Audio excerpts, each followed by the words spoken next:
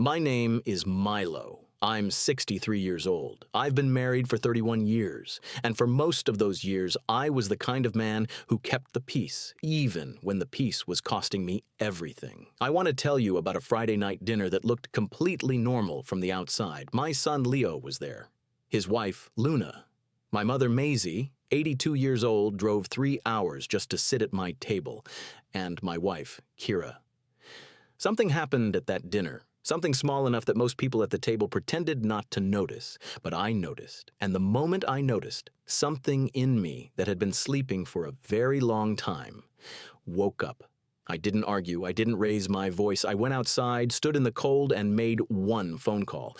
By the next morning, everything had changed, and Kira, brilliant, sharp, always in control Kira, had no idea it was already happening. This is not a story about a man who fell apart. This is a story about a man who finally remembered who he was and what he was capable of. You think you know where this is going. You don't. Before this story goes one word further, and subscribe right now. Hit the bell so you don't miss a single chapter. Because I promise you, what Milo does next is not what you're expecting. It's quieter than you think. And somehow, that makes it so much more powerful. Like this video, if you're already feeling something.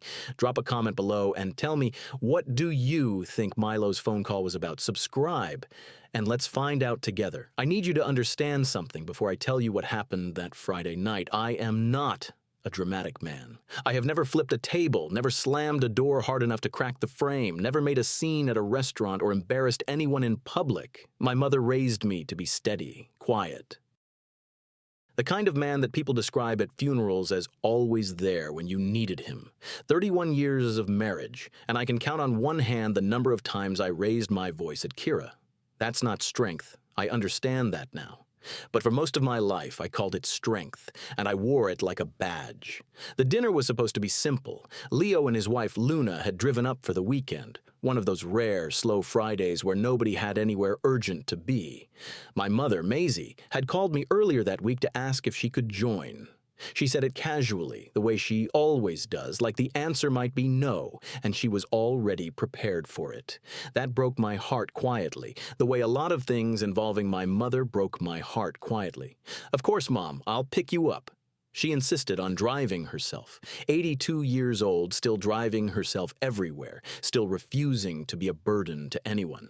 That woman has more dignity in her arthritic hands than most people carry in their entire bodies.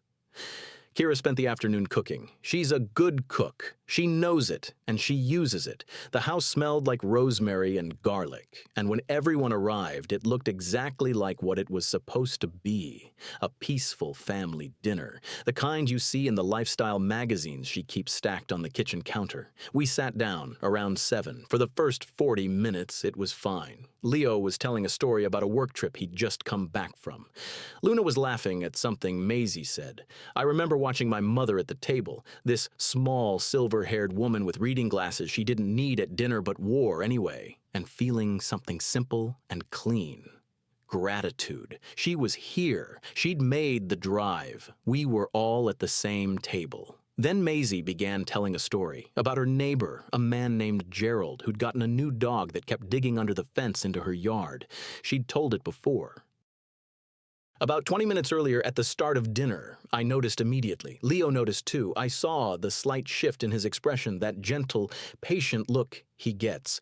Luna kept her eyes on her plate and smiled softly. It happens. She's 82. Memory does what memory does. The story was harmless and kind of funny the first time, and the second time it was just Maisie being Maisie. I was about to gently redirect the conversation. I had the words already forming, and then Kira spoke first. She didn't whisper it. She didn't even try to make it quiet.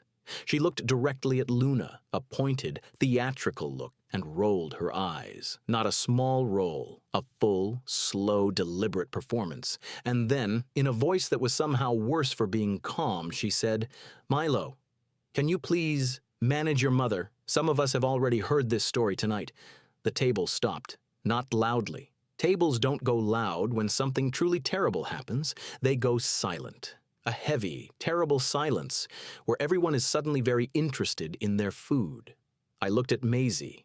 Her hands, those working hands, those double-shift hands, those hands that packed my school lunches and clapped at every mediocre thing I ever achieved, her hands were still on the table.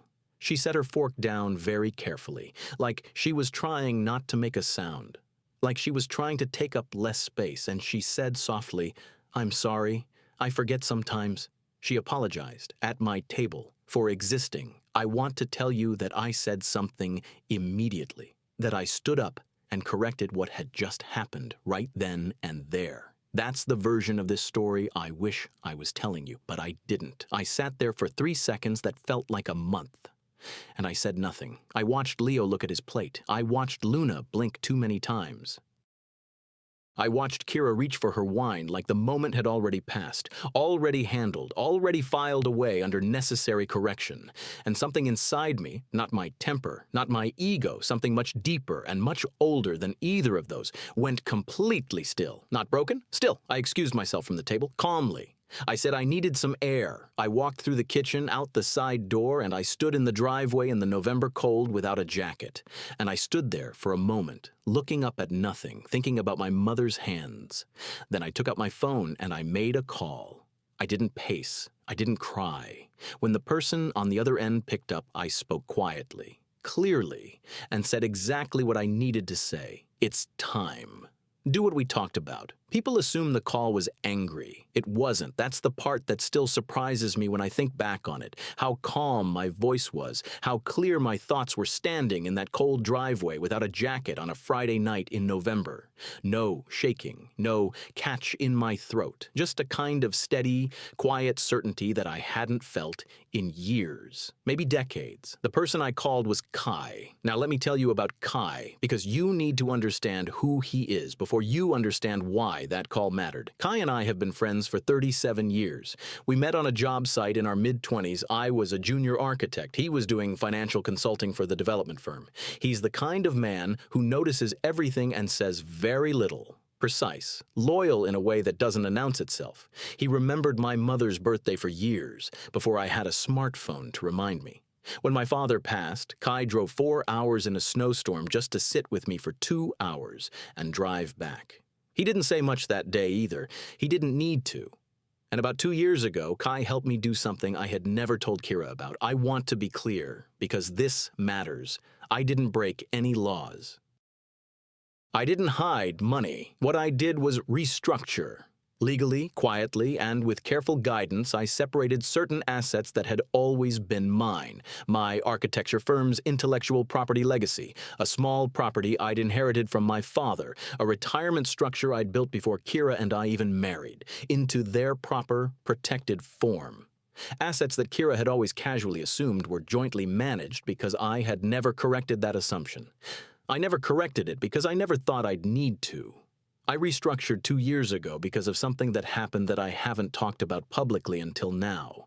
An incident smaller than Friday's dinner in some ways, larger in others. A moment when Kira made a decision about my family, one without consulting me, that I couldn't undo. I won't detail it fully here, but it was the first time I understood, somewhere deep and wordless, that I had allowed the balance of our marriage to tip so far in one direction that I had stopped being a partner.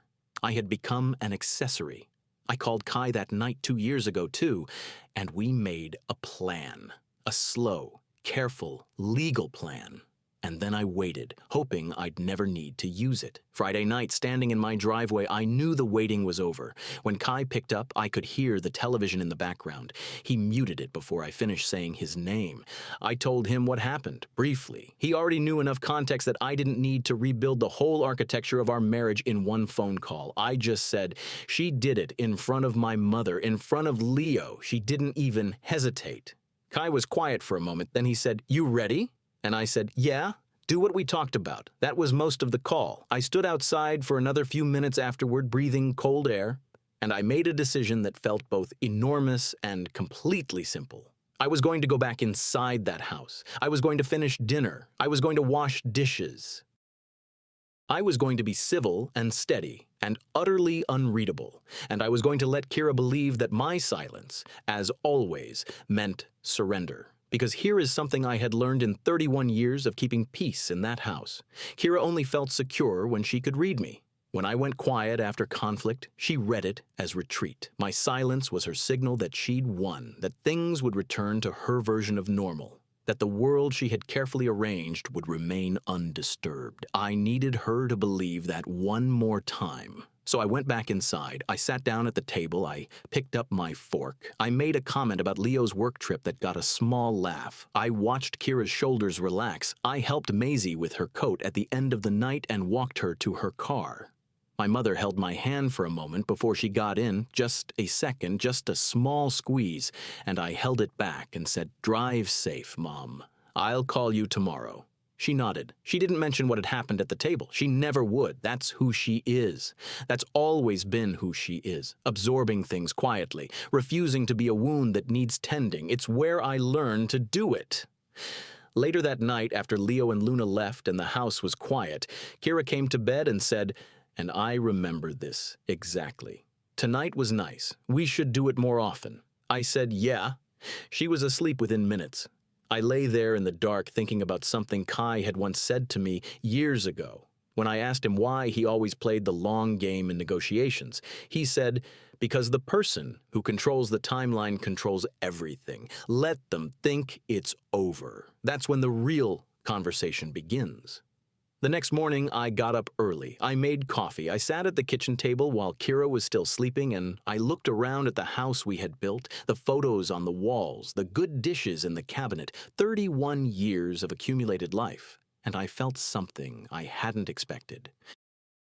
Not rage, not triumph, grief, real, quiet grief, for all the dinners before this one, for all the times my mother had felt small in this house and said nothing, for all the times I had let it happen because keeping the peace felt like love. It wasn't love. I understood that now. It was fear dressed up in a good man's clothing, and I was finally done being afraid. I want to tell you something about power. Not the loud kind, not the kind that announces itself with raised voices and slammed doors and dramatic ultimatums. I'm talking about the quiet kind, the kind that sits underneath everything, underneath a marriage, underneath a household, underneath 31 years of one person slowly, almost lovingly, convincing another person that their instincts are wrong. Kira had that kind of power over me for a long time. And the thing about quiet power is that the person wielding it rarely recognizes it as power at all. They call it being organized, being practical, being the one who keeps things running. Kira would have described herself that way, efficient, clear-headed, someone who simply didn't have patience for chaos or repetition or weakness. She wasn't cruel in her own mind. She was just necessary. That's the story she told herself. Here's the story she didn't know. When I was 29 years old before Kira and I married, my father sat me down and told me something I didn't fully understand at the time. He said, "Milo, whatever you build, make sure some of it is only yours. Not because you don't trust the person beside you, but because a man who owns nothing of his own stops knowing who he is." My father was a quiet man, too. I come from a long line of quiet men. We tend to learn things the slow way. I didn't follow his advice in the early years of our marriage. Everything Kira and I built, we built together, visibly, jointly, with her hands firmly on the financial steering wheel because she was better at it and I was busy building my architecture firm from the ground up. That arrangement made sense at the time. It calcified into something else over the years. By the time I called Kai 2 years ago, after that incident I mentioned, the one I'm not ready to detail fully yet, I had already spent months quietly gathering paperwork, my father's property, my firm's legacy assets. A retirement account I'd opened at 26, 2 years before Kira and I even met. None of it was hidden. All of it was always legally mine. But in the comfortable blur of joint finances and shared statements and Kira's assumption of total oversight, it had all blurred into ours. Kai spent 4 months helping me legally clarify what was always mine. Clean documents, proper separation, nothing dramatic, nothing retaliatory, just correction. The morning after the dinner, while Kira slept, Kai was already executing the final steps we'd discussed on that Friday night call. I drove to see my mother. Maisie lives in a small house 40 minutes from us. The same house I grew up in, though she's changed enough of it over the years that it feels like hers now rather than ours. She opened the door before I knocked. She always knows when I'm coming, somehow. She didn't mention the dinner, she made tea. She asked about my knees. I'd had some trouble with them lately, and she remembered the way she remembers everything about me while sometimes forgetting what she had for breakfast. She showed me a book she was reading. We sat at her small kitchen table and talked about almost nothing, and it was the most peace I had felt in days. At some point I looked at her. This small woman in her cardigan, turning pages, occasionally sipping her tea, and I thought about what Kira had said. Can you please manage your mother? Manage her. This woman who worked double shifts so I could go on a school trip. This woman who sat in a hospital chair for 9 nights straight when I had pneumonia at age 7. This woman who drove 3 hours on a Friday because I was her son, and she wanted to sit at my table. I didn't say any of this out loud. I just sat with it. On the drive home, Leo called. He didn't call to discuss the dinner directly. He's careful like that. He approaches things sideways, the way I taught him, without meaning to. He asked how I was doing. We talked briefly. And then, just before he hung up, he said, "Dad, I love you, and I need you to know I can't keep watching what I watched last Friday and pretending it's fine. I just can't anymore." I pulled over. I sat in a parking lot outside a pharmacy and held my phone and said nothing for a moment. Then I said, "I know, son, I know." That call broke something open in me that the dinner itself hadn't quite reached. Because Kira, embarrassing my mother, that was about Maisie's dignity. But Leo saying he couldn't keep watching, that was about mine. My own son had been watching me disappear for years, and he had said nothing, out of respect for me, out of not wanting to overstep, in the same way I had said nothing, out of peacekeeping, out of habit. We were a family of people protecting each other from truths we all already knew. I started the car, I drove home, and I walked into the house ready for whatever came next. The first thing Kira noticed was that I stopped asking. Not asking for permission. I want to be precise here, because I was never the kind of man who formally asked his wife for permission to exist. It was subtler than that. Over the years, I had developed a habit of checking in, running things by her, framing my own decisions as questions before they were ever answers. I was thinking, maybe we could have my mother over this weekend. But does that work for you? Or, Kai invited me to that conference in March, but if it's bad timing, I can skip it. Little erosions. I had handed her the first shovel and then quietly helped her dig. The week after the dinner, I booked a weekend trip, just me and Maisie, up to see some old family friends who had moved to a lake house 3 hours north. People who had known me before I was anyone's husband, anyone's father. People who had known my father. I didn't ask Kira if it worked for her. I told her on a Tuesday evening the same casual tone she had always used when informing me of her plans. "I'm taking Mom up to see the Hendersons next weekend. We'll leave Saturday morning, back Sunday night." She looked up from her laptop. There was a pause, small, almost undetectable. Then, "Oh, you didn't mention that." "I'm mentioning it now," I said, and I went back to reading. She didn't push further, but I noticed the pause. I filed it away. The second thing she noticed was the letter. It arrived on a Thursday. Thick envelope, Kai's firm's return address in the corner. I was home when it arrived, something that wasn't part of the original plan, but the timing didn't bother me. I took it from the mail, set it on the kitchen counter while I made coffee, and when Kira came downstairs and saw it, she did something she rarely does. She hesitated before speaking. "What's that?" "Business," I said. I picked up my coffee and my letter, and I walked to my home office and closed the door quietly behind me. Not slammed, closed. There's a difference, and she felt it. Inside the envelope was the confirmation I'd been waiting for. The restructuring was complete. Every document properly filed, every account correctly titled, every asset returned to its accurate legal standing. Kai had attached a handwritten note that said simply, "It's done. Call me when you're ready to talk next steps." I sat with it for a long time. I want to be honest with you. Sitting in that office, holding those documents, I didn't feel the victory I thought I would feel. I felt the weight of it, the realness of it. This wasn't a game.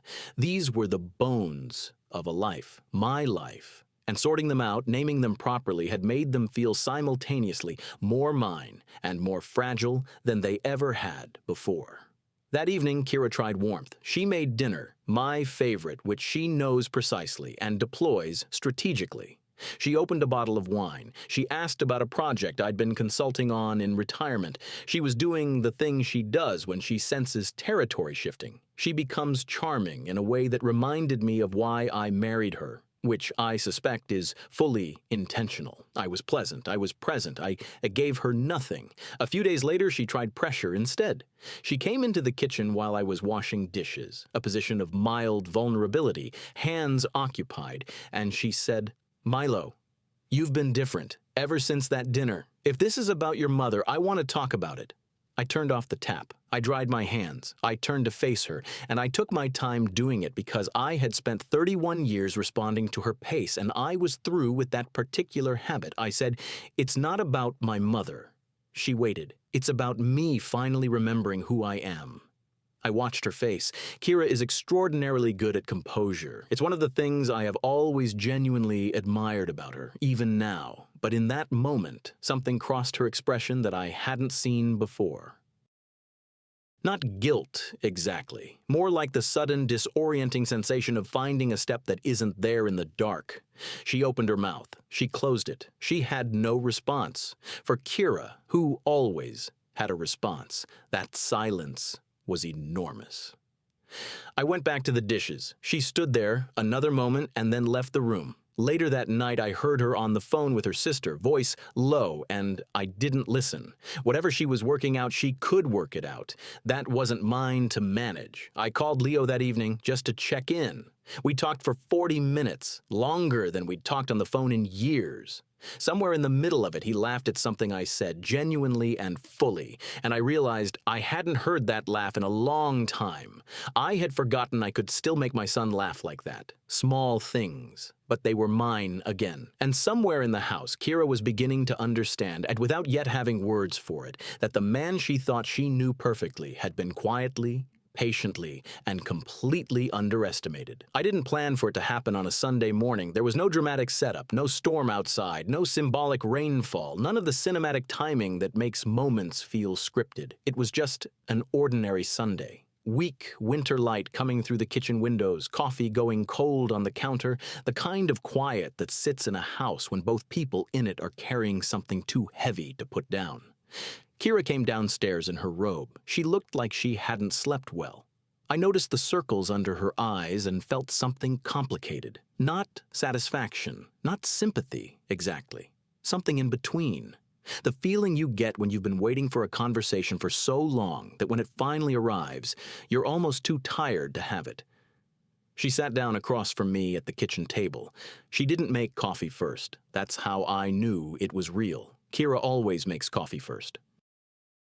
She folded her hands on the table, a gesture so uncharacteristically uncertain that it stopped me completely, and she said, "I've been going back, through things, trying to figure out when things changed between us. And I can't find it, Milo. I can't find the exact moment, but I keep landing on the same feeling. I think I've been treating you like furniture, like something that was just there, and I didn't notice until you stopped blending in. I want to tell you I had a speech prepared. I didn't. I had 31 years of things I could have said, and sitting across from her in that weak Sunday light, every single one of them dissolved. What came out was this: your mother has been gone for 12 years. Mine is still here. She drove 3 hours on a Friday night to sit at my table and have dinner with her son. And you made her apologize for being 82 years old." Kira closed her eyes. "I need you to understand what that meant to me," I said. "Not as a husband, as a son." She didn't defend herself. That was the thing that undid me slightly. I had prepared, somewhere in the back of my mind, for defense, for the reframe, for the justification, for the sharp pivot that Kira had always been so skilled at. Instead, she sat with what I said. She let it land fully. And then something moved across her face that I hadn't seen in a very long time. She cried, not the tears that accompany frustration or anger. I had seen those before. These were different, private tears, the kind that surprise the person crying them. She pressed her fingers to her mouth and looked away, and for a moment she was not the woman who managed every room she entered. She was just a person who had done something she couldn't undo and was only now understanding the full size of it. I didn't reach for her hand. I didn't pull back either. I just stayed. We sat like that for a while, and then the front door opened. Leo. He hadn't called ahead, something he almost never does. He came in the way children do when they've been worrying about a parent and finally stopped being able to stay away. He had a paper bag from the bakery we used to go to when he was a kid. He stopped when he saw us at the table. He looked at his mother's face. He looked at mine, and instead of retreating, he sat down. He put the bakery bag on the table and he said, "I think we should just say what's true. I'll start." And then our son, this 34-year-old man who learned to swallow things quietly from watching me do it his entire life, began to talk about what it had been like watching our marriage from the outside, about the tension he carried to every family dinner, about the phone call he'd almost made a dozen times and always talked himself out of. Kira listened, I listened, and then Leo said the thing that shifted everything. He told us that it was Luna who had finally pushed him, that for the past several months Luna, quiet Luna, who sat at that dinner table and looked at her plate when Maisie was humiliated, had been gently, persistently telling Leo that she couldn't keep attending family events and pretending the dynamic was normal, that she loved us, that she loved me. But that watching me disappear in my own home was something she couldn't witness without saying something to someone. Luna had seen it. As an outsider, as someone without 31 years of slow adjustment, she had walked into our family and seen immediately what the rest of us had spent years not naming. She had been the one to finally move the piece. I sat at my own kitchen table and felt something enormous and quiet settle over me. Gratitude, the complicated, almost painful gratitude you feel when you realize that someone saw you, really saw you, and chose to do something about it. I thought about Maisie, who saw me too, who had squeezed my hand at her car door and said nothing because she trusted me to find my own way. The women who loved me had been paying attention the whole time. We sat at that table for almost 2 hours. Leo went and made fresh coffee. Nobody cried again, but nobody pretended either. It was imperfect and uncomfortable and long overdue, and it was the most honest conversation that Kitchen had ever held. At the end of it, I looked at Kira and said, "I don't know what comes next, but I'm done deciding that from a place of fear." She nodded, just once, small and real.